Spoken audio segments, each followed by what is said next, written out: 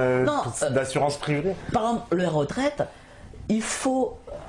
mais le législateur, le public, peut gérer les retraites. Il peut faire des fonds de pension publics. Bah tiens, les mecs du Qatar, là, leur fonds souverain, Ouais. bah c'est un machin public. Ouais, parce qu'ils sont 300 000, ils ont des trillions. Non mais c'est pas ça que je veux dire. Ce que je veux dire, c'est que on n'a pas besoin de donner au privé la gestion des retraites, même si il y a de la capitalisation, on peut le faire nous-mêmes. Pourquoi donner aux retraites? Pourquoi donner pardon, au privé les retraites? C'est pas obligatoire. Il peut y avoir peut-être une collectivité ou je sais pas un représentant de l'État, j'en sais rien, enfin ça, regarde, on peut toujours discuter de la façon structurelle, comment mettre les choses en place.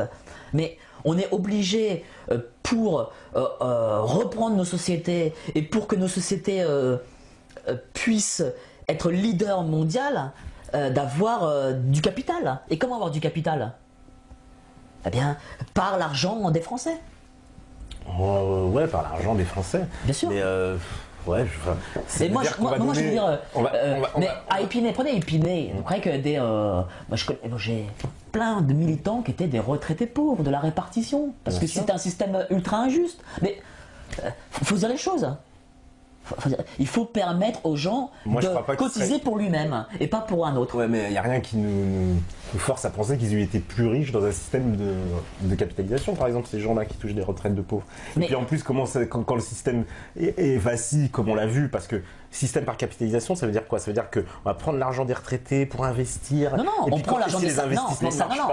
les salariés. Non, c'est pas ça la capitalisation. La capitalisation, c'est le salarié.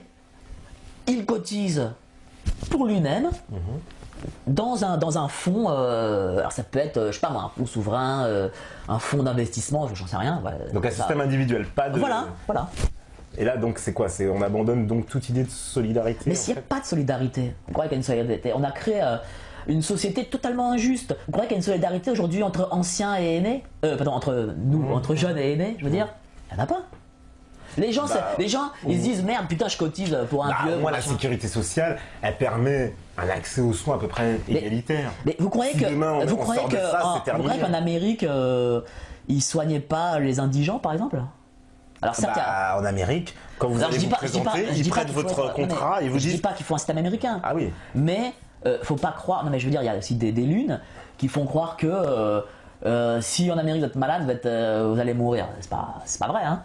C'est forcément caricatural de dire ça, mais par exemple, les gens le quand pensent. vous allez aussi vous soigner, vous avez mal au genou et mal à l'œil, on va vous dire, monsieur, il va falloir choisir l'un ou l'autre parce que vos contrats ils couvrent que ça. Vous croyez que si on continue comme ça, la Sécu elle va vivre 50 ans? Ah bah ça, si on continue dans le système actuel, c'est fait pour buter la sécurité sociale. Parce que, quelque part, les gens qui s'intéressent au budget de la sécurité sociale, c'est les privés. C'est qui veut s'accaparer le magot de la sécurité sociale? Non mais, moi j'ai parlé de la Sécu pour parler du comment dire, qu'à la base c'était un système qui était biaisé. Mais il faut l'avoir en tête. Maintenant, faut pas croire que si on sort de la Sécu par exemple, ou si on laisse un minimum de sécurité sociale, on peut laisser un minimum, on peut ne pas faire que, on peut par exemple ne pas obliger tous les patrons à seulement cotiser à la Sécu. Ils vont cotiser quoi, des entreprises privées? Et peut-être. Ou peut-être, je ne sais pas. Là, c'est déjà le cas un peu avec les mutuelles, parce que les mutuelles c'est privé. Donc mais la part qui est privatisée. Moi j'ai un bon ami qui s'appelle Claude Reichmann. Ouais. Il est président d'une association sortant de la Sécu. Oui, je connais. Il est docteur. Et il dit un truc très juste. Vous savez qui c'est qui soigne les gens? C'est les docteurs. Ouais. C'est pas la Sécu qui soigne les gens. Oui, c'est-à-dire que je vais pas me mettre une carte, c'est-à-dire je vais pas me mettre ma carte vitale et je vais être soigné. Mais elle rembourse les soins, la Sécu. Elle rembourse certains soins. Oui, certains soins, parce qu'en plus, son rôle a changé. Faut pas croire que. Mais c'est ça son rôle. Faut pas croire qu'on est que dans le système public aujourd'hui. Si vous êtes vraiment remboursé, qu'est-ce que vous faites? Vous avez aussi une mutuelle. Mais c'est ce que je dis, bien sûr. Ça a été fait exprès. Et si on n'a pas de mutuelle, aujourd'hui, si on avait une couverture privée, on n'est pas totalement couvert. Mais on le sait, bien sûr. Ça fait je ne dis pas qu'il faut essentiellement du privé, mais on n'est pas obligé de donner la prépondérance à la sécurité sociale. Et puis, il faut donner aussi, si quelqu'un ne veut pas être à la Sécu, il a le droit. Pourquoi l'obliger? Très sincèrement, la majorité des pas en Français sortir. sont attachés à ce système de sécurité sociale. Mais parce que les gens ne comprennent pas le système, ils ne savent pas. On leur a dit que la sécurité sociale c'était l'alpha et l'oméga de la vie, c'était les 10 commandements, c'était la table des lois. Alors, évidemment, les gens ils sont attachés. Bah, ils sont attachés parce qu'ils ont bien fait aussi d'un système. Même si voilà, il y a des problèmes. Si on veut être prépondérant, si la France veut être prépondérant, elle doit avoir les armes du capital. C'est-à-dire être capitalisé, avoir des sociétés capitalisées qui peuvent aller sur d'autres marchés. Mais pourtant les Français, alors ça c'est un sondage qui est apparu il y a. Mais il ne faut pas toujours être dans la ligne de ce que pensent tous les Français. Non, mais c'est parce que c'était assez saisissant. 70% des Français pensaient que l'économie de marché était négative pour eux, alors que 80% des Chinois pensaient qu'elle était parfaitement positive. Pour montrer un peu, alors Chine qui est dit pays communiste en plus, donc double paradoxe. Ça veut dire que les Français n'ont pas l'air d'être un peuple très attaché à cette économie de marché complètement capitalisée. Le problème, c'est que c'est pas le marxisme ou l'économie de marché. C'est quoi alors? C'est pas l'un ou l'autre. C'est un système à réinventer. Les autres le font. Les anglo-saxons ont inventé le système du libre-échange. Pourquoi nous ne pouvons pas revenir à nos sources? Parce qu'on était contre aussi de base, non? Mais historiquement, voilà, on revient à Louis XIV, c'était interdit les produits manufacturés à son époque. Mais nous devons regagner la bataille intellectuelle du système français et arrêter de vouloir faire comme les autres. Bon, maintenant, je pense que là, sur l'économie, on va pas. ça risque d'emmerder les gens. Alors il y a un autre sujet aussi justement, avant qu'on passe à la pause, c'est le problème de l'immigration.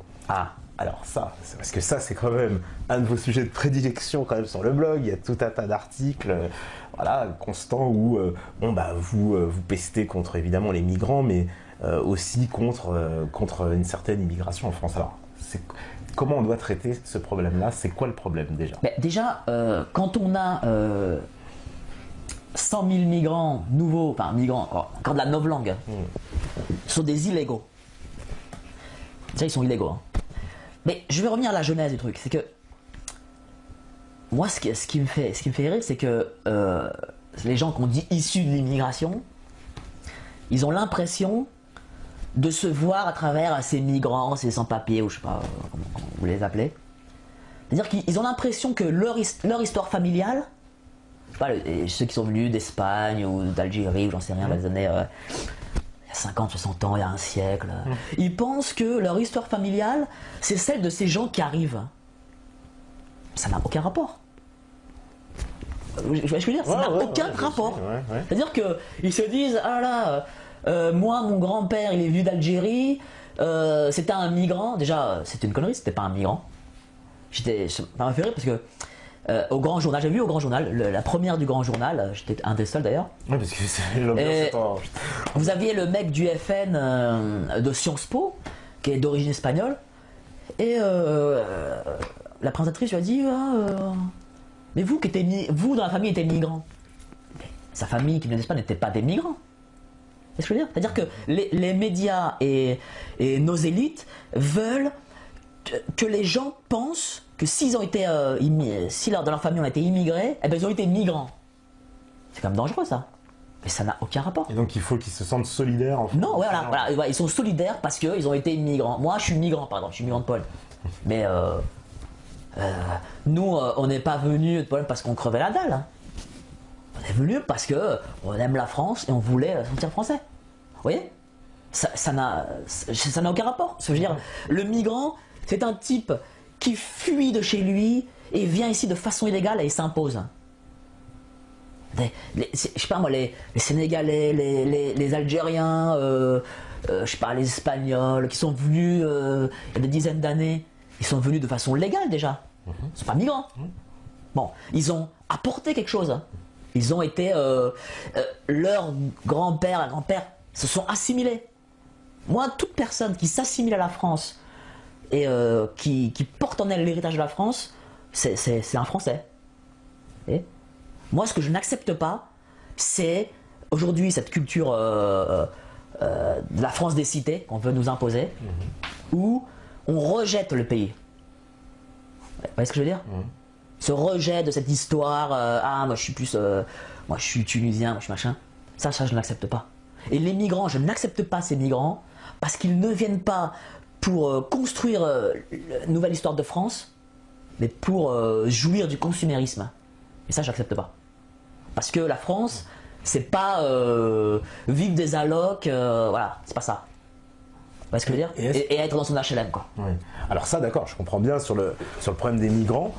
C'est d'autant plus, bon, c'est vrai que nos élites, elles mènent une forme de chantage, en fait, puisque si le simple fait, en fait, d'être contre la venue de ces migrants, on traite de fascistes, d'horribles... Déjà, là aussi, c'est encore la novlangue. Le fascisme, c'est... le fascisme, voilà. Dès qu'on sort de la ligne, on est un facho. Le facho, j'ai une définition que j'aime beaucoup, c'est de Charles Maurras. C'est le fascisme, c'est le socialisme sans la démocratie. Voilà. Le fascisme, c'est le socialisme sans la démocratie. Moi, je suis pas socialiste. Voilà. Donc moi, je ne me considère pas comme facho. J'ai ma façon de penser. Je ne veux pas que on m'impose ma façon de penser. Qu'elle soit bonne, qu'elle soit mauvaise. Après, on peut être d'accord, on peut être pas d'accord. Je pense qu'il y a beaucoup qui sont pas d'accord. Mais c'est ma vision de la France et du monde. Et un petit mot aussi, alors avant qu'on fasse la pause, est-ce que, parce que vous tapez pas mal aussi sur l'islam quand même. Non, j'ai jamais tapé sur l'islam, non, jamais. Alors, c'est quoi votre position? Il y a un danger d'islamisation de la France? Non, alors ça je m'inscris en faux. Mais là aussi c'est la novlangue. Ouais. C'est que quand on parle des migrants, des clandestins, tout ça, on dit on tape sur l'islam. Je n'ai jamais tapé sur l'islam, je ne tape jamais sur les dogmes, jamais. Parce que je suis croyant et je ne me permettrai jamais de taper sur ça. Jamais. Mais jamais, vraiment.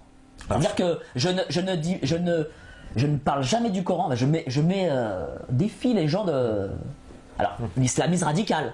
Ouais. Mais ça, c'est pas le dogme. Hein. Ouais, parce que je fais référence en fait à un article dont on m'a beaucoup parlé de Boulevard Voltaire, où vous prenez la défense d'Israël en disant que c'est un espèce de rempart contre la civilisation, et si Israël tombe, ce sera comme des dominos qui se déversent, oui, etc. sur la France. C'est ça. Mais je n'ai pas parlé de religion. Je n'ai pas parlé de religion. Ouais. Mais déjà, je suis pas assez. Mais Israël tombe au mains de qui? Alors je comprends pas trop.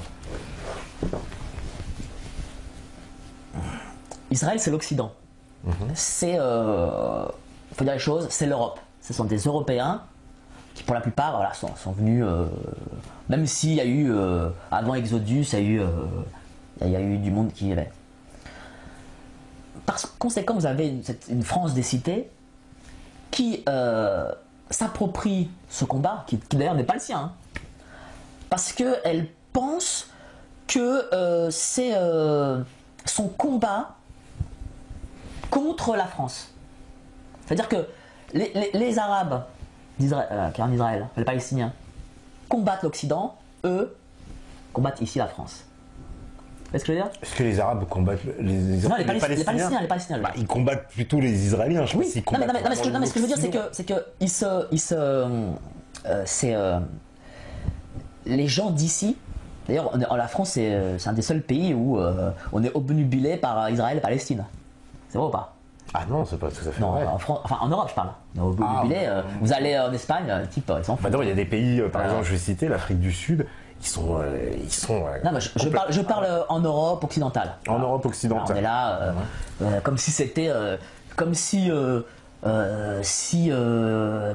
fait qu'il y ait Israël ou pas Israël, ça rend qu'on est dans une situation particulière, sachant que la France, c'est le pays d'Europe occidentale où il y a la plus grosse communauté musulmane et la plus grosse communauté juive. C'est une réalité anthropologique, sociologique. Je veux dire, déjà, musulman, c'est pas une communauté ethnique. Non, c'est une communauté religieuse. Bon, c'est-à-dire que comme juif finalement. Oui, mais je veux dire, un Africain subsaharien, le Palestine, il s'en fout. Hein. Aujourd'hui, non, c'est pas tout à fait vrai.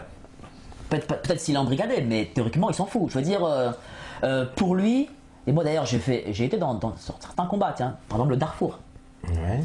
Moi, j'ai pas vu de pro-palestiniens militer en faveur du Darfour, alors que c'est vraiment un vrai conflit ethnique, c'est-à-dire des Arabes contre des Noirs. Bon. Donc, les Français d'origine africaine, ils devraient aussi avoir ça dans leur tête.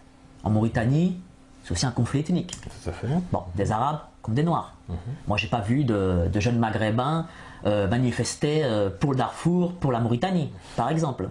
Je pense que on doit avoir ça aussi en mémoire. Donc, ceux qui sont embrigadés et luttent pour la Palestine, ils devraient savoir déjà ça. Je pense que c'est quand même assez important. Parce que ils veulent utiliser la religion pour fédérer du monde. Médiatiser le conflit. Oui, et c'est dommage. Au Darfour, en Mauritanie, que ce qui se passe en Israël. Moi, j'ai manifesté pour le Darfour. Et avec des types de gauche, en plus, pour vous dire jusqu'où je suis allé, quoi. Avec Médecins Sans Frontières, ça, et j'ai vraiment pris ça à cœur. Parce que à l'époque, c'était toujours d'ailleurs un massacre. Mais la médiatisation du conflit, elle est comparable, quoi, quand même.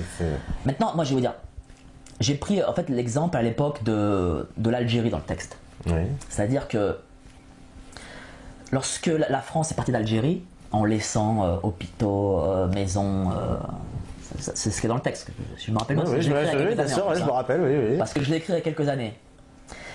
Eh bien, c'est comment dire, c'est une façon de se dévaloriser. C'était une façon de se dévaloriser face à l'immigration algérienne ici. C'est-à-dire que c'est une façon de dire aux enfants de ceux qui ont eu l'indépendance, gens du FLN, que la France est faible. Et je pense que par exemple, moi je suis persuadé que les problèmes que l'on a dans ces banlieues viennent du conflit de la guerre d'Algérie. Parce que en partant comme ça, en lâchant le pays, en lâchant 1 million de pieds noirs, on a fait croire à une guerre symbolique, d'une guerre symbolique, une victoire symbolique, quoi, alors que militairement on l'avait gagné. Oui, mais on sait que c'est une victoire militaire et une défaite politique là. Voilà. Clairement. Mais cette défaite politique, elle a eu a été très mauvaise pour nous. Pourquoi? Parce que aujourd'hui, ces jeunes pensent qu'ils regagneront cette guerre. C'est-à-dire qu'ils se sentent supérieurs parce que leurs pères leur ont transmis l'histoire de la victoire et de l'indépendance. Ils ont bouté les Français d'Algérie. Et c'est là où c'est important l'histoire. Et comme on leur enseigne pas en plus l'histoire de France, donc on se sent tout puissant dans les quartiers. Du fait de cette victoire.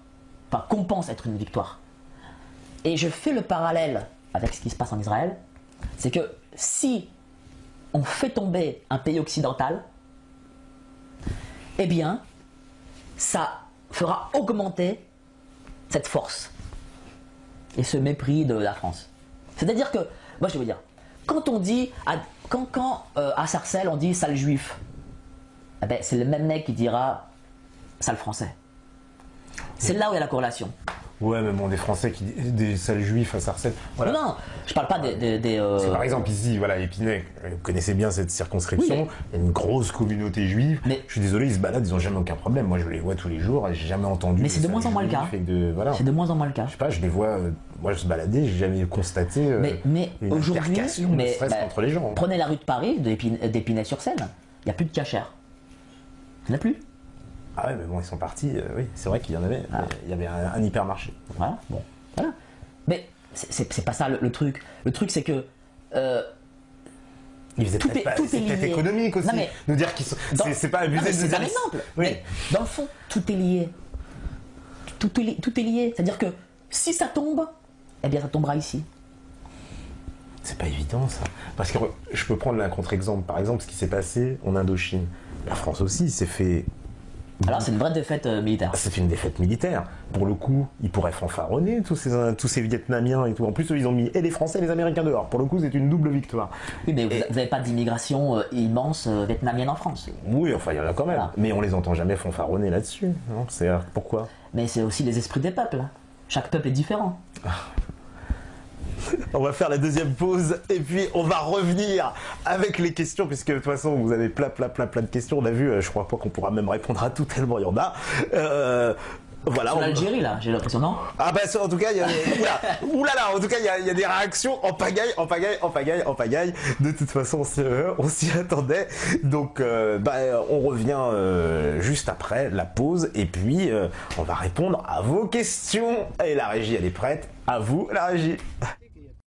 Voilà, donc de retour sur la libre antenne, on abrège les pauses parce que comme on a encore on a beaucoup parlé, il y a encore pas mal de choses à dire, beaucoup de questions, toujours avec Mike Borowski et on va répondre à vos questions. Alors je vais commencer par la première question justement qui est en rapport avec ce qu'on a abordé dans la deuxième partie. Que pense l'invité de l'influence du TAFTA sur le pays?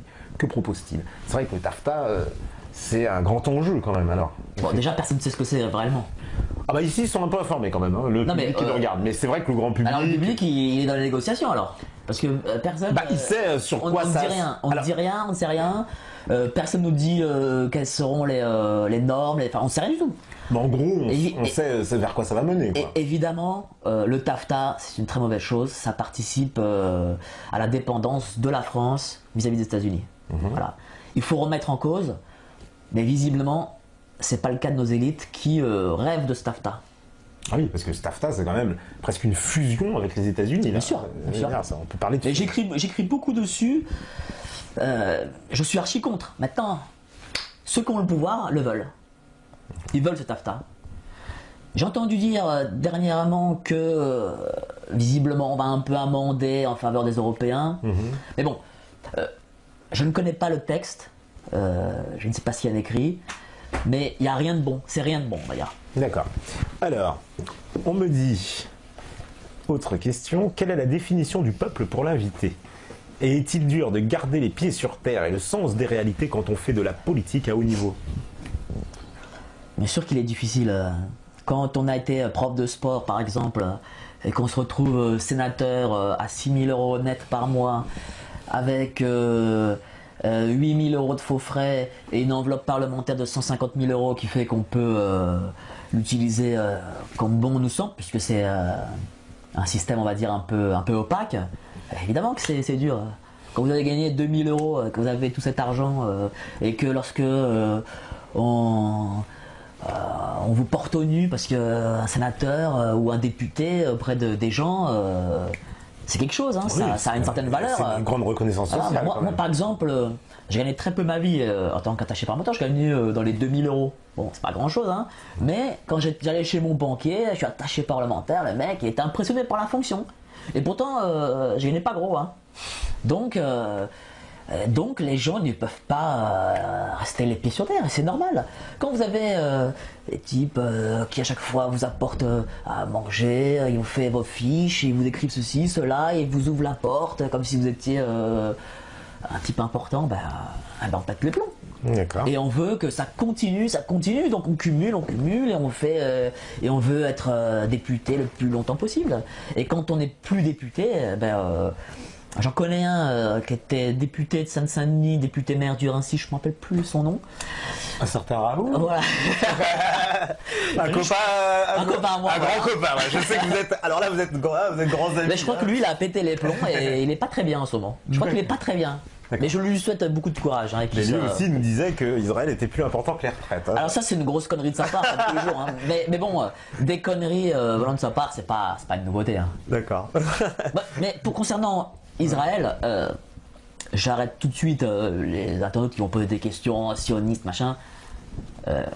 Moi, c'est les intérêts de la France. Oui. C'est ce que je veux dire, c'est ça qui m'importe. L'intérêt d'Israël.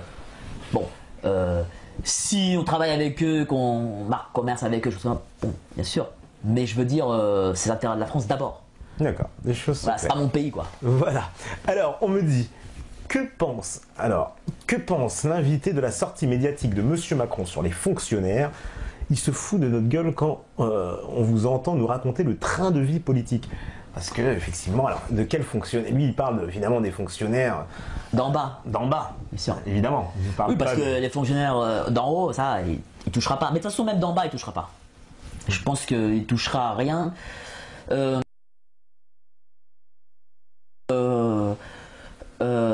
doit donner des gages un peu libéral, des gages libérales à Bruxelles, en disant voilà, on va réformer sur ceci, cela. Puis, vous savez, la politique, c'est aussi des concepts marketing. Ouais. C'est-à-dire que on fait fuiter des choses. Parce que Macron, il s'est pas dit lui-même, tiens, je vais parler de ça. Hein. On lui a dit, écoute, t'es gentil, tu vas sortir ça. Et puis on va voir les réactions. Voilà, et on va voir les réactions, on va voir ce qui se dit. Moi, Hollande, si les réactions sont mauvaises, ben, je dirais non, je suis attaché à la fonction publique, donc ça fait passer pour un mec de gauche face aux frondeurs. Et puis ça montre aussi, ceux qui sont un peu centre-droit, un peu libéraux, que tout chez nous, on a quand même un peu de libéralisme. D'accord.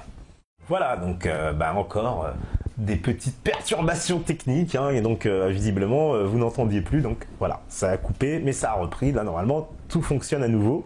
Alors je vais reprendre la question, est-ce que l'invité a observé, assisté à des jeux d'influence par des lobbies, lobbying industriel ou communautaire, pour privatiser en quelque sorte certaines décisions politiques? Est-ce que... c'est vrai que toi tu as observé ces jeux de réseau. Ça existe, par exemple, il y a un truc que font les attachés parlementaires, que je n'ai jamais fait, hein, je ne vais pas vous dire ça mentir, je l'ai jamais fait, qui travaillent avec des boîtes de lobbying pour faire passer certaines lois. Oui, certains amendements, etc. Voilà. On a vu ça. Ouais. Bon, c'est aussi d'attachés parlementaires, de députés ou de sénateurs de gros calibre. Faut dire les choses. Des types qui ont assez d'influence pour faire passer quelque chose. Bon, moi ça ne m'est jamais arrivé. Vous n'avez pas été approché, voilà, par des. Franchement, j'ai jamais vu de. Non. Non. Enfin, pas moi personnellement. Le lobbying de Monsanto. Ouais. Voilà, ça me revient. Ah. Excusez-moi, ça fait quand même 3 ans que j'ai plus été dans le job. Donc, mais je vais quand même en reparler parce que c'est quand même important de le savoir. Ouais. Le sénateur pour lequel je bossais a été sénateur jusqu'en septembre 2011. Bon. En août 2011, il devait arrêter le Sénat. Et donc, il était avec. Il avait une gonzesse qui travaillait pour le laboratoire Monsanto. Moi, je l'ai appris. J'ai appris bien après. Hein. Je ne le savais pas. Pour vous dire qu'on ne sait pas tout. Hein. Et vous verrez, j'ai appris ça par Mediapart. D'accord. Voilà, c'est en lisant la presse. Voilà, ce que j'ai trouvé aussi un peu malhonnête. Et vous reverrez, c'est-à-dire qu'il y a un amendement qui est passé au mois d'août où tout le monde s'en foutait, parce qu'il n'y a personne, en faveur de Monsanto. Donc oui. Moi personnellement, je ne l'ai pas vu, mais... vous avez eu la preuve que ça... J'ai la preuve, et venant de nos services. D'accord. Mais alors que je ne savais même pas. D'accord, donc en plus, pour montrer qu'il y a une forme quand même de secret qu'entoure un peu tout ça, quoi. Alors, il y a une question que je trouvais intéressante. Voilà, on me dit, d'après vous, quelles sont les qualités requises pour être placé à ces postes? Ah oui, comment on coopte vraiment? C'est quoi les grandes qualités qu'on demande Bon, je vais être un peu vulgaire là maintenant. Oh bon, allons-y, il est tard. Faut beaucoup coucher. Ah ouais, ça marche aussi comme ça. Ça marche. Ah, ça aussi, la politique canapé, ça marche. Bien sûr, la politique canapé, ça marche très fort. Ah, ça marche là très fort. Ah bah ça, c'est un petit scoop, d'accord. Sinon, si vous ne couchez pas et n'êtes pas, si vous êtes une femme, vous ne couchez pas et n'êtes pas homosexuel pour un homme, parce que l'homosexualité marche très fort aussi, hein, dans les partis. Mais dans tous les partis. Hein. Si vous n'êtes pas de ça, il faut être militant très jeune. Moi, j'ai été à 18 ans. Et avoir certaines études. Alors, tout dépend si vous êtes en circonscription ou vous êtes au Parlement. Si vous êtes au Parlement, bon, il faut avoir certaines études, Sciences Po, Paris 2, des choses comme ça. Non, pas le Nord. Ah, non, sinon là, c'est quand même plus haut. Direct, ça propulse. C'est quand même plus haut. D'accord. Alors, faut pas déconner. Bon. D'accord. Si c'est en circonscription, ça peut être un militant de base proche d'un député, d'un sénateur, voilà. Après, il y a du népotisme aussi en France. Ou c'est pas très courant. Quand vous dites ça, c'est qu'est-ce que vous avez c'est-à-dire, est-ce que je veux dire, un député, il embauche des gens de sa famille Ah oui, bah oui, ça. Ouais. Oui, ça. Le truc qu'ils font maintenant, c'est qu'ils embauchent je sais pas, la fille ou le fils d'un député copain. Et le député copain embauche votre fils. Voilà, bon. Ça, c'est... on se rend des services comme ça, c'est ça un petit peu. Non, c'est clair. D'accord. Ça existe. La femme, le frère, le militant, enfin.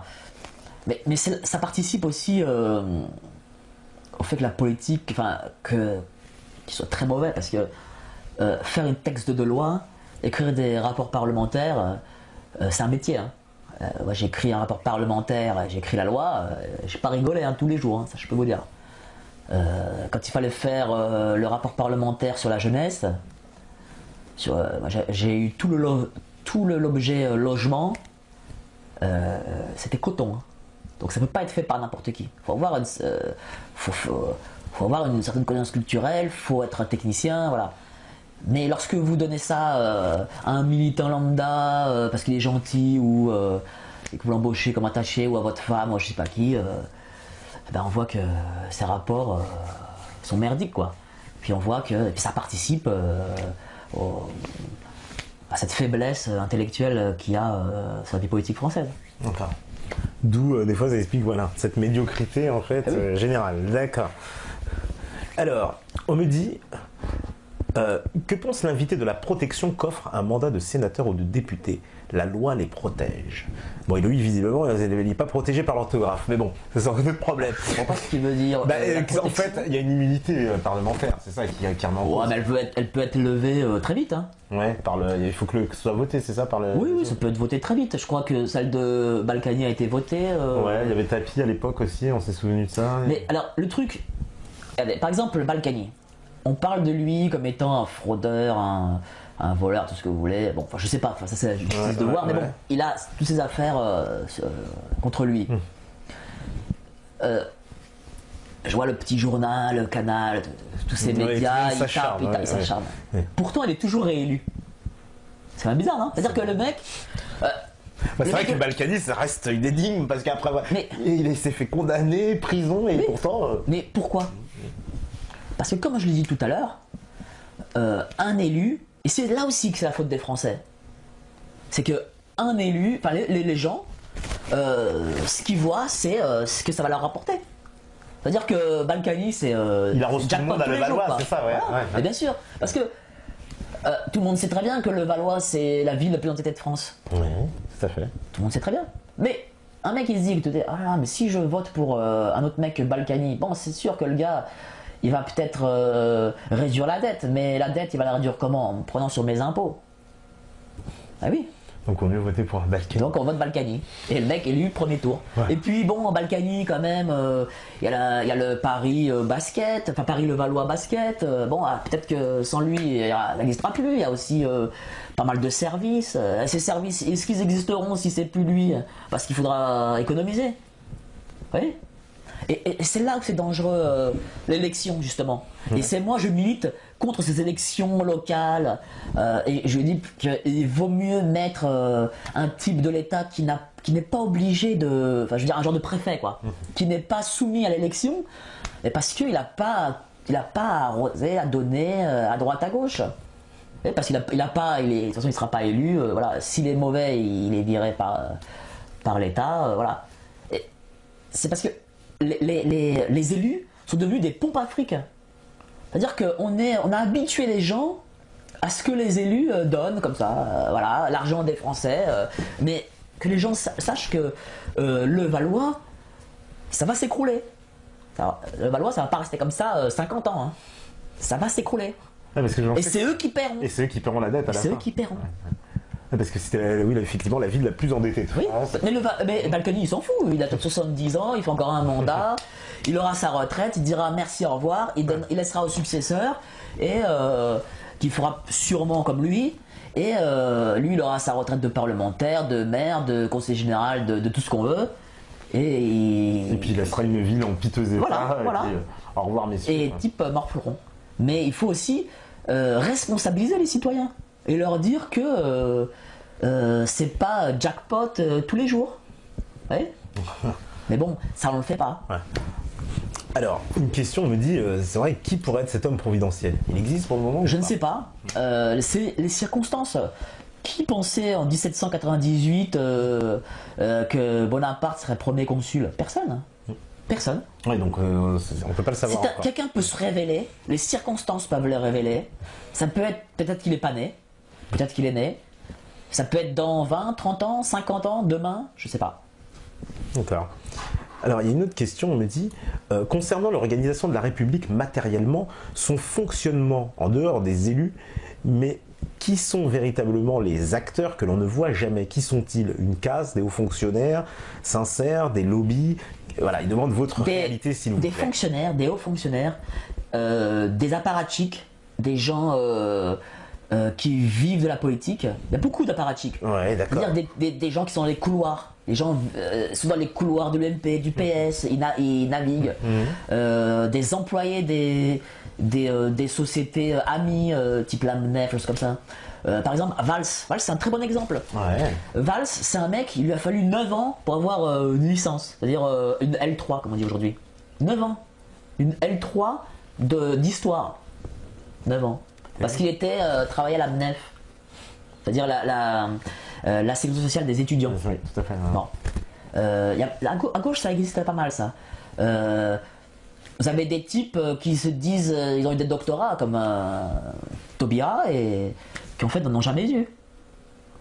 Ouais, ça s'appelle des apparatchiks. Oui, mais Rachida Dati aussi, il y avait des, peut-être Dati, des oui, soupçons sur ses diplômes. Mais, bon, ça arrive souvent, visiblement. Ouais. C'est un peu plus à gauche, c'est pas parce que à droite on est honnête. Non. C'est parce que comme les facultés sont tenues plus par la gauche que par la droite. Par exemple, Cambadélis, on lui a fait cadeau de son doctorat.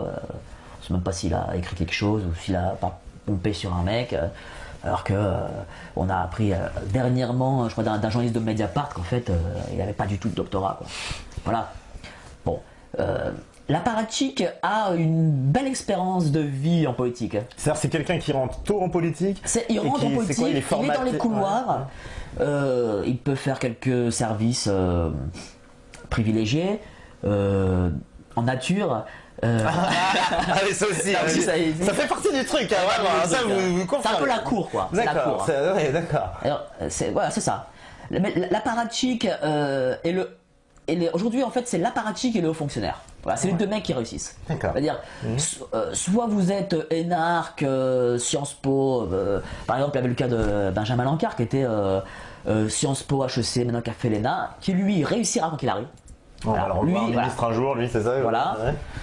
Ou l'apparatchik, le mec qui n'a pas ses diplômes, qui n'est pas brillant intellectuellement, mais qui a d'autres qualités qu'on utilise aussi. Voilà, qui est dans les couloirs, et qui se met peut-être parfois sous la tutelle d'un type costaud, quoi, d'un conseiller, d'un sénateur, d'un député ou d'un ministre important. Voilà.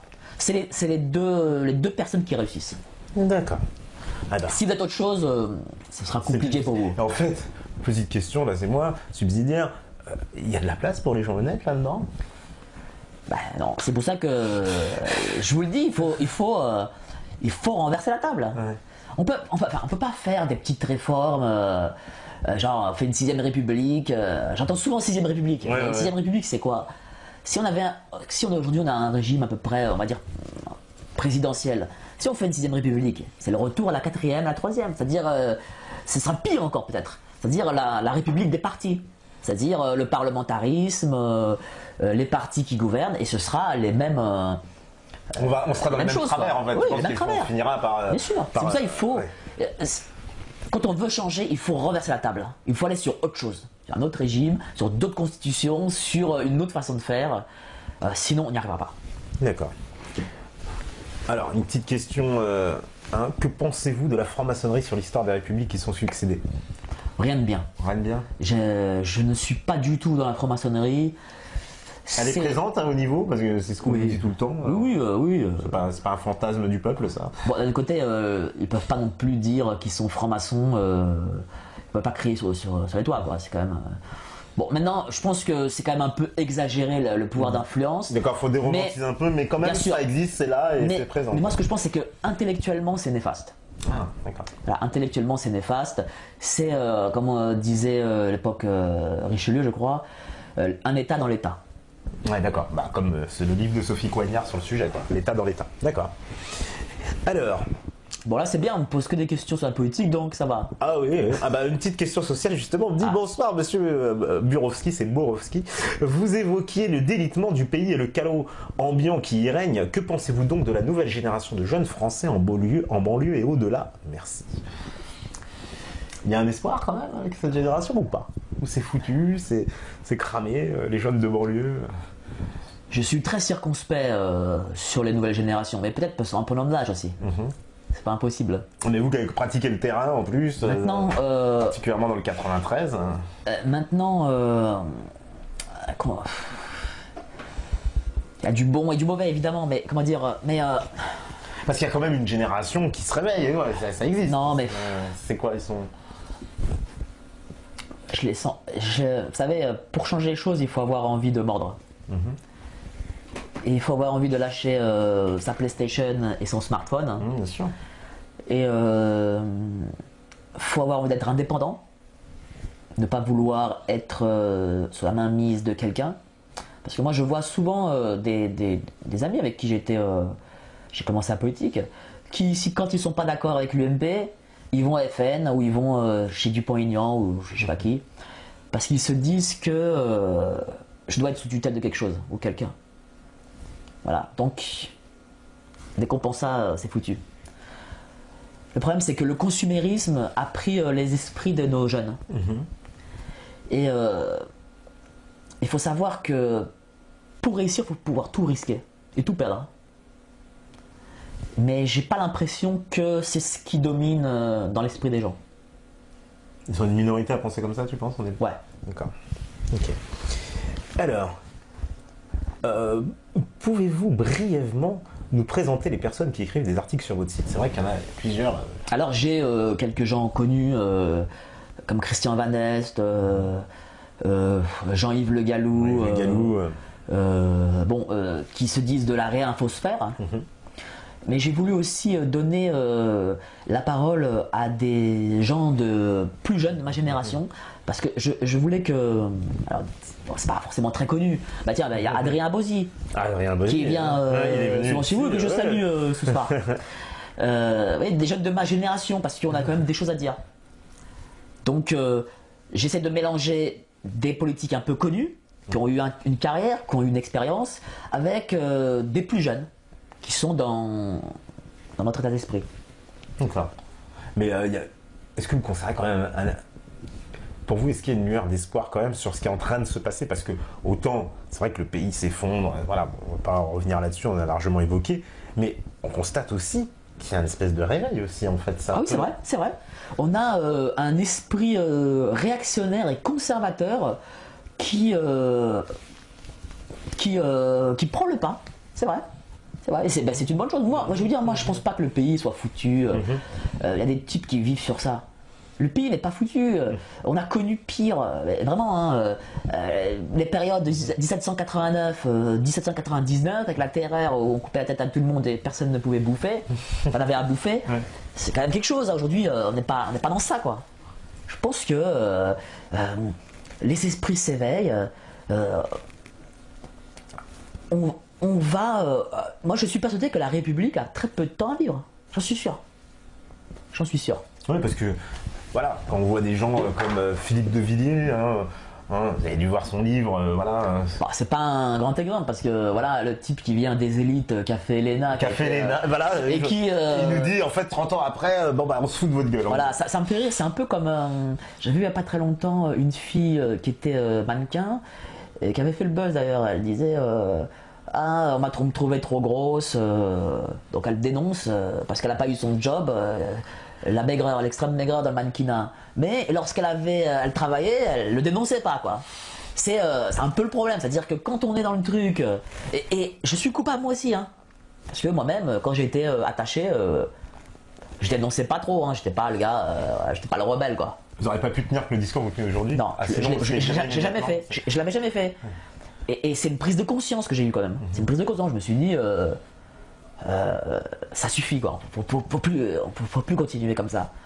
Mais je veux dire, moi ça me fait rire des gens qui sont. Moi je l'ai fait moi j'ai pris la conscience à 30 ans. Bon, alors que lui quand même à 60 balais, quoi. C'est quand même différent. Je veux dire, quand on est dans le système, on le balance pas. Voilà. C'est dommage. Ouais, d'accord. Alors, il y a une question intéressante. On me dit, puisque la gauche a tué Mike, serait-il séduit par une société basée sur l'anarchie, c'est-à-dire l'absence de maître et la responsabilisation de tous et de chacun? L'ordre et l'autorité, ce sont les premières valeurs de l'homme, parce que l'homme recherche l'ordre. Sans ordre, il n'y a rien, c'est le désordre, c'est le chaos. Et l'anarchie, c'est le désordre. L'anarchie, c'est le désordre. Il y a pas la... Vous ne croyez pas en la responsabilisation de chacun, comme elle dit. Ça, c'est le libéralisme à l'anglo-saxonne. Ça, c'est les anglo-saxons. Ça, c'est pour les Américains. C'est pour les Anglais, c'est pas pour les Français. Les Français, ils veulent l'État. L'État respecté, ils veulent le menhir. Ils veulent s'accrocher à quelque chose. D'accord. Alors, on me dit, ça aussi une question qu'on n'a pas trop abordée, on me dit, bonsoir Monsieur Borowski, la religion, la chrétienté ou l'islam, pour vous, sauvera-t-elle la France? La déchristianisation a fait beaucoup de mal à ce pays. La laïcité a fait beaucoup de mal. Donc la République. C'est la déchristianisation. Je parlais surtout d'abord de chrétienté parce que c'est quand même l'origine du pays. Quoi. Ouais. Mais c'est la déchristianisation. Je vais dire une chose. L'homme a besoin de croire. Je préfère quelqu'un qui est musulman, qui croit dans sa religion, qu'un athée. Ouais, d'accord. Vous voyez parce que quand l'homme ne croit pas dans la religion, il croit dans autre chose. Et dans l'autre chose, c'est pas bon. C'est le marxisme, c'est le petit livre rouge, c'est des idéologies créées par les hommes qui ne sont jamais bonnes. D'où, et moi je pense qu'il faut revenir à un concordat contre la laïcité. On doit remettre le prêtre dans les écoles. Vous voyez ce que je veux dire? Ouais. Ce sont des valeurs, parce qu'on apprend des valeurs ici. D'accord. C'est pas les valeurs du progressisme, de moi je me sens homme, je me sens femme. Ça, c'est les valeurs de la République. C'est pas les valeurs religieuses. Et d'ailleurs, c'est là où je mets en garde les Français musulmans qui croient dans la religion. C'est que le socialisme, quand ils votent pour eux, c'est pas juste les papiers du cousin de la cousine et les allocations. C'est tout le package de socialisme. Enfin, la République, la gauche, l'UMP, tout ça. C'est tout le package. C'est le genre. C'est est-ce que votre papa doit porter une robe?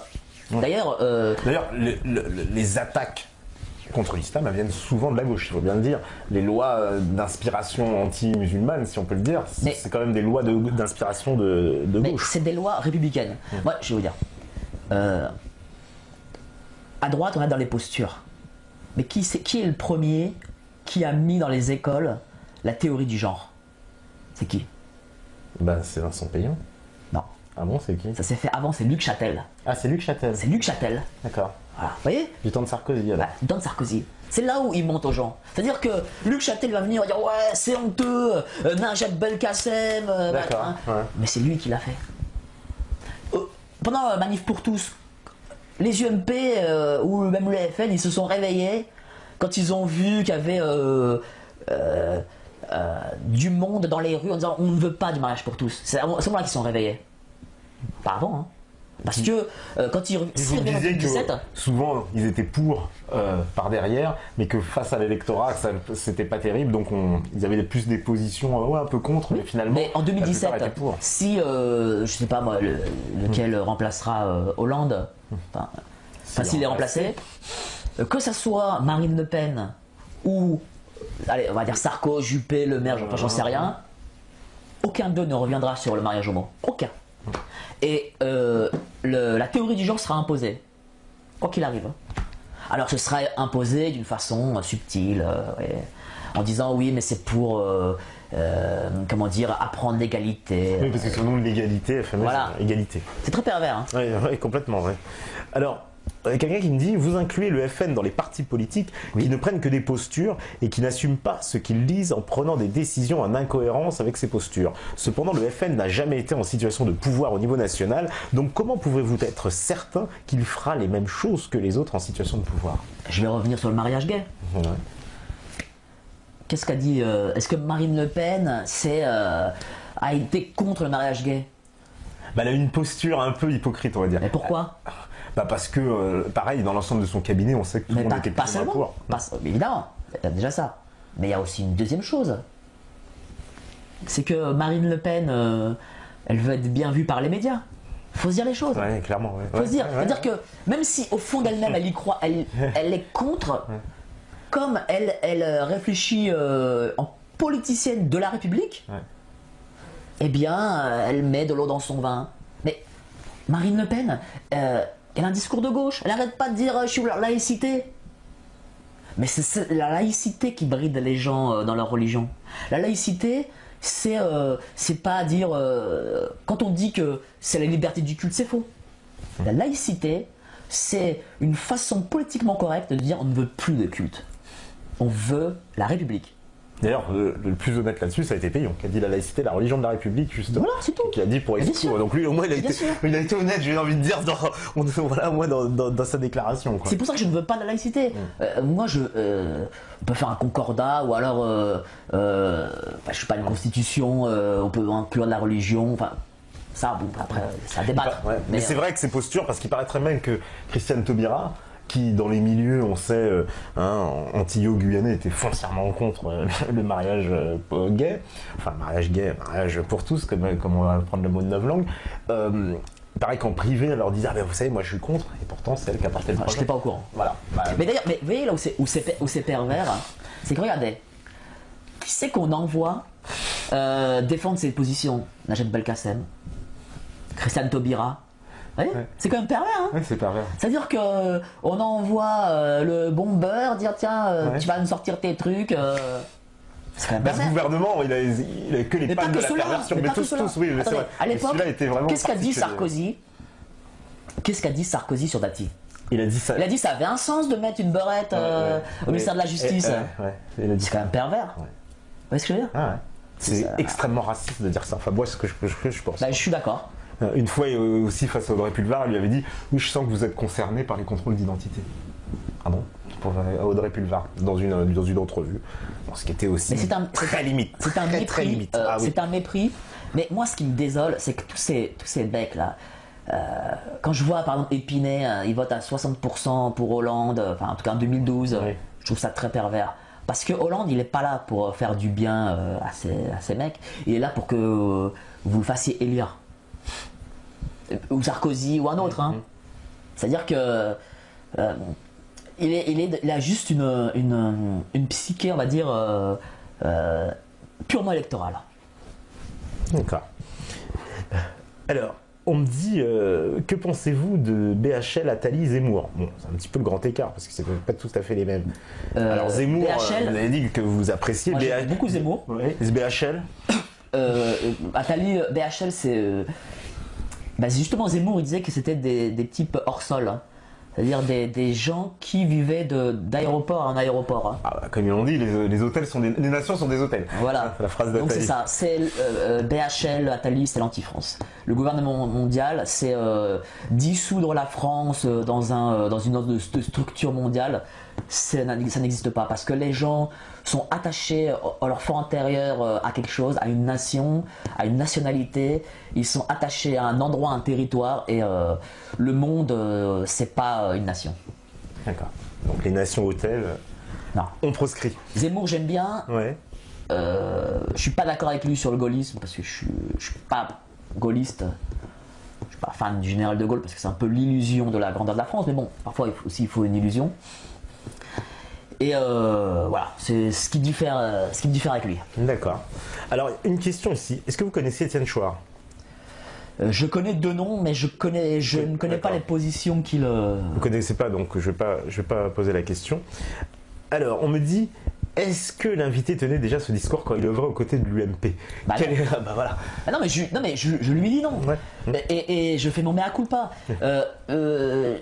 J'ai eu mon opportunisme. Il faut dire les choses. Maintenant, vous avez pensé que vous aussi vous pourriez arriver à des places? Bien sûr, et peut-être que j'aurais été un gros con si j'avais été conseiller de ministre ou député. Je le dis pas. Maintenant, j'ai pris conscience, mais il faut pardonner aussi à la jeunesse certaines erreurs. D'accord. Alors, il y avait cette question, effectivement, où on me disait, que pensez-vous du système de propriété d'usage en opposition à celui de propriété lucrative, porté notamment par Bernard Friot? Ne trouvez-vous pas qu'il y a un problème majeur dans un monde où 1% de la population détient plus de richesses que les 99% restants? Ça, c'est le fameux problème des voilà, propriété d'usage, propriété lucrative, on peut dire, entre propriété d'usage. C'est-à-dire qu'ils souhaitent ce qu'ils appellent aujourd'hui l'économie solidaire. Bah, c'est-à-dire que propriété lucrative, c'est au sens où bah voilà, c'est Veolia qui est propriétaire, par exemple, d'un réseau d'adduction d'eau. Une propriété d'usage, ce serait une propriété publique. Il n'y aurait pas de propriétaire qui ferait de l'argent en fait avec cette propriété. Vous savez, je ne crois pas non plus dans les économies alternatives qu'on veut mettre en place. Maintenant, comme je le dis, voilà, on doit créer un nouveau système, mais il faut que les gens sachent qu'il y aura des riches, il y aura des pauvres, il y aura toujours dans une société 10% suivant ce que ça va pas bien ou pas, entre 5 et 10% mais là, de gens qui sont... c'est quand même très inégalitaire, foncièrement. Mais comment dire, il y aura toujours entre 5 et 10% de gens qui sont à côté de la plaque. C'est comme ça. Bon. Il n'y a pas de système parfait, mais je ne suis pas, comment dire, en économie, mais moi, je ne crois pas dans les trucs à la... c'est-à-dire que quoi, il parle de Airbnb, des choses comme ça? Par exemple, non, mais lui il parle surtout du fait que le fait qu'en fait un très petit nombre détient l'ensemble du capital et que l'immense majorité, donc 99%, ne détient rien du tout, quoi. C'est-à-dire que la richesse aujourd'hui dans notre monde, elle est foncièrement concentrée entre les mains de très petites personnes, y compris en France. On le sait que les gens qui tirent parti vraiment des bénéfices sont très nombreux, tout petit. Pourquoi c'est comme ça? Parce que, on dit à tort que le pays est libéral. Enfin, moi j'aime pas ce mot libéral parce que c'est pas mon champ lexical. Mais le pays est maintenu par le système social d'aujourd'hui. Les gens sont maintenus dans une pauvreté. Prenez l'exemple des Antilles. Ouais. En faisant des gens soit des fonctionnaires ou des bénéficiaires du RSA, on les maintient, cette mainmise de l'État-providence maintient les gens dans la pauvreté. Ça c'est un truc à casser. Alors, il faut dire les choses. Vous aurez jamais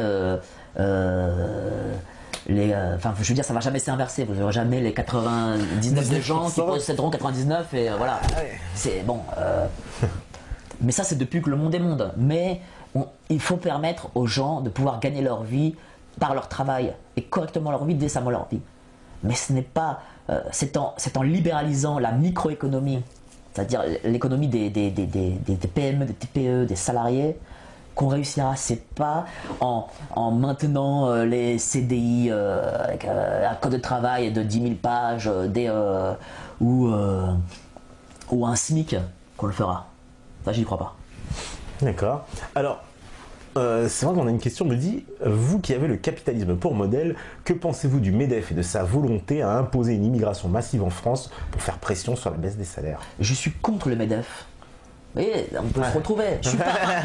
Voilà, c'est là où il y a des différences dans les mots, où la sémantique n'est pas comprise. Je suis pas un capitaliste, je suis pas comme dans les, vous voyez, dans les dessins de l'époque, le type avec son chapeau et son cigare. Comme vous avez dit, en gros, il faut abandonner la sécurité sociale, il faut abandonner la retraite par répartition. Là, les gens vous mettent dans une case capitaliste. Il faut donner des armes à nos entreprises pour pouvoir lutter. Maintenant, moi je vais vous parler du MEDEF. Ouais. Pourquoi je suis contre le MEDEF? Parce que le MEDEF ne représente rien ni personne. Le MEDEF, c'est la société française d'aujourd'hui, c'est-à-dire que les élites qui se partagent des postes. Gattaz, c'est le fils Gattaz. Oui, lui-même, descendant de voilà. Là, le népotisme, pour le coup. Voilà. Moi, j'ai un ami qui s'appelle Hervé Lambel et qui s'est présenté contre Gattaz. Il a fait 8%. C'était le responsable du syndicat des TPE-PME. Enfin, c'est pas un syndicat, c'est plutôt une organisation patronale, on va dire. Mais le problème du MEDEF, c'est qu'il ne pense qu'aux 40 mecs du CAC. C'est qu'il demande des lois pour ces 40 mecs. Et c'est un faux libéralisme. Je vais vous dire pourquoi. Et d'ailleurs, moi, ça me verrait les types là qui se disent héritiers de Tocqueville, de Constant, tous ces mecs. Bon, déjà, c'est la gauche. Bon, pour moi, c'est la gauche. Mais ces mecs-là, ils ne veulent pas d'État. Ils veulent moins d'État, moins de régulation. Ils veulent moins de lois. Et le jour où ils perdent un peu de pognon, où ça va mal, qu'est-ce qu'ils font? Ils tapent chez Hollande, chez Sarkozy, aidez-nous, renflouez-nous. Vous voyez ce que je veux dire? Ouais. Donc, mais ça doit s'arrêter. Et alors pourquoi c'est comme ça? Parce que le type du MEDEF, il va dans les mêmes écoles, il va dans les mêmes endroits que Hollande et tous les autres. Donc c'est les mêmes qui se répartissent les postes. Ça c'est clair, il y a vraiment donc endogamie totale entre tous ces clair, gens. Non, c'est clair. Alors, je vais accélérer parce qu'on arrive à la fin de l'émission. Allez, je prends 2-3 questions vite fait. L'invité connaît-il l'UPR et si oui, qu'en pense-t-il? Bon, je connais l'UPR, on en a parlé juste avant l'émission. Écoutez, j'en pense pas grand-chose de bien. Ouais. Je dis sincèrement. Je comprends que le système européen ne soit pas bon aujourd'hui, l'Union européenne n'est pas bonne, mais moi je défends la mainmise de la France sur l'Europe, donc je ne veux pas sortir de l'Europe. Moi ce que je veux c'est, mon rêve c'est l'Empire romain, c'est-à-dire l'Europe c'est la France en grand, c'est-à-dire qu'on refait l'Empire romain, c'est dans nos gènes, on a toujours voulu ça, parce que c'est notre modèle. Vous voyez, tous les grands ont voulu ça, alors peut-être ça n'a jamais marché, c'est vrai, ça peut marcher un jour. Ayons l'espoir. Mais je ne suis ça a mal fini l'Empire romain aussi. Mais je suis contre les discours qui sont l'antithèse de cet Empire romain. Ce qui est l'UPR. Ouais, enfin oui, un petit peu, ouais. Mais, alors on me dit, allez, j'en prends une dernière. Que pensez-vous actuellement du lobby bancaire et de son influence néfaste sur les PME? Le lobby financier, ce sera la toute-puissance du lobby financier. Faut la battre, faut les contenir. Est-ce que ça peut se contenir? Le rôle d'un banquier, c'est de prêter de l'argent aux entreprises. Le problème, c'est que les banquiers ne le font pas. Ils spéculent. Bah ouais, puis ils prennent de l'argent qu'ils n'ont pas en plus. En plus. Donc, ils n'agissent pas dans leur... Enfin, ne travaillent pas dans ce qu'ils devraient faire. D'accord. Donc, évidemment... faut en finir avec cette finance mondialisée. Ah, évidemment. Évidemment. D'accord. Leur objectif à eux, c'est quand il y a une entreprise elle demande de l'argent après, eh ben, ils prêtent. Bon, si bien sûr elle est viable, voilà, ils prêtent. C'est ça leur job. Leur job, c'est pas de faire du fric, de se faire des retraites chapeau. Non, c'est pas ça. Allez, un dernier petit mot. Bon, alors c'est quoi Allez, un dernier petit mot là pour la France. C'est quoi alors c'est quoi l'avenir? C'est quoi la meilleure solution? Adrien Abosi ici nous disait, lui, il pense que ça passera par la réévangélisation de la France. Vous pensez quoi? La christianisation. La rechristianisation. Il a raison. Il a raison dans un sens où la déchristianisation a fait beaucoup de mal sur les valeurs. Oui. Sur les valeurs. Mais c'est très important les valeurs. Hein. Oui, si on n'a pas de valeurs, on n'est rien. On n'est rien, on est personne, on n'avance pas. Il faut refranciser les gens. Leur apprendre la France, ce qu'est la France, qu'il est au fond d'eux. Il faut supprimer. Parce que haïr la France comme on l'apprend aujourd'hui, c'est dire que la France c'est la colonisation, l'esclavage et l'Holocauste, c'est la haine de soi. Quand on se déteste, on ne va pas loin. On ne fait rien d'ailleurs. Donc c'est réapprendre, je pense, l'amour du pays. Et ça passera par quoi? Par connaître son histoire, connaître voilà, par la défaite du régime actuel. Voilà, le faire sauter. Finalement, la contre-révolution de 1789, alors c'est un peu ça? Peut-être. Peut-être. Apprendre des valeurs religieuses. Toutes les religions sont bonnes. D'accord. Vraiment. Hein. Elles ont toutes un message apportant des valeurs. Par exemple, moi je suis... bon, là, je vais dire un truc, ça va peut-être pas plaire à Adrien Abosi. Je suis pas très... quoique lui...